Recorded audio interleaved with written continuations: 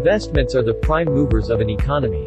In the Philippines, among the preferred activities in the Investment Priorities Plan are agribusiness, fisheries, creative industries or knowledge-based services, shipbuilding, mass housing, iron and steel, energy, infrastructure, research and development, green projects, motor vehicles, strategic projects, hospital or medical services, and disaster prevention, mitigation and recovery projects. According to a study conducted by the Joint Foreign Chambers of Commerce in the Philippines, between 1990 and 2011, domestic investment in the country as a percentage of GDP averaged 21%, which is not sufficient to sustain long-term growth.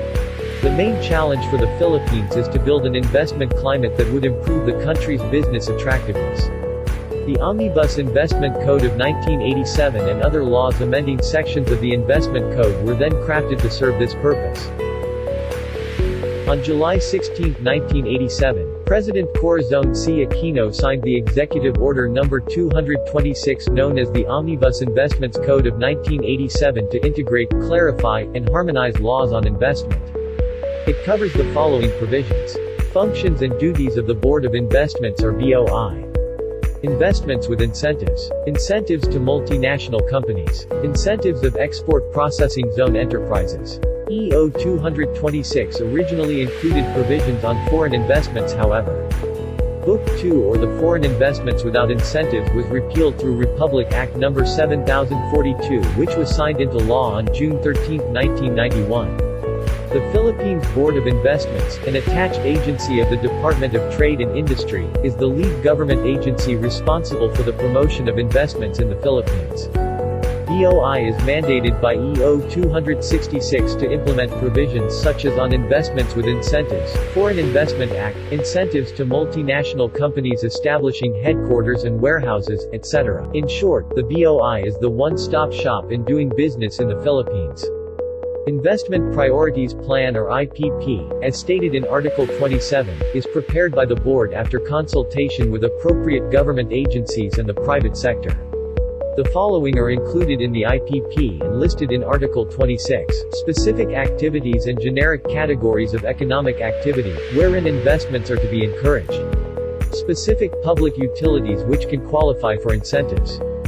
Article 38 provides the following other rights and guarantees to investors and registered enterprises. Repatriation of investments. Remittance of earnings. Foreign loans and contracts. Freedom from expropriation.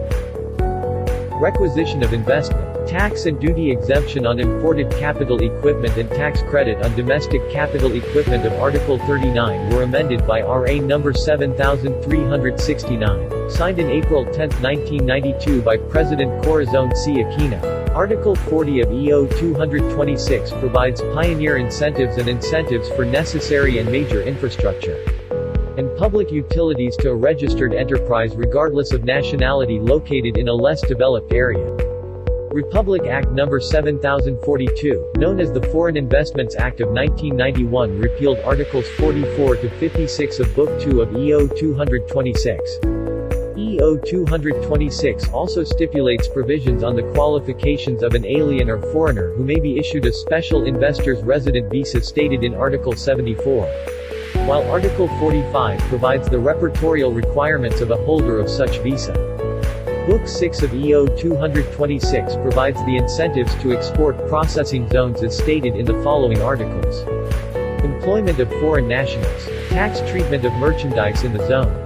And additional incentives such as exemptions from local taxes and licenses, and real property taxes. Executive Order No. 226 repealed the following laws. BP 44 or the Investment Promotion Act for less developed areas, which was signed into law on November 26, 1979.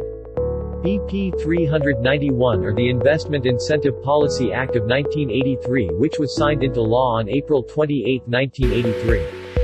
Presidential Decree No. 218 on prescribing incentives for the establishment of regional or area headquarters of multinational companies in the Philippines, which was signed on June 16, 1973. Presidential Decree 1419 on prescribing incentives for the establishment of multinational regional warehouses by multinational companies supplying spare parts. or manufactured components and raw materials to the Asia-Pacific area, which was signed on June 9, 1978. Presidential Decree No. 1623, as amended, on authorizing the issuance of special investors' resident visas to aliens, which was signed on May 17, 1979. Investments serve as the country's fuel to make the economy grow and develop.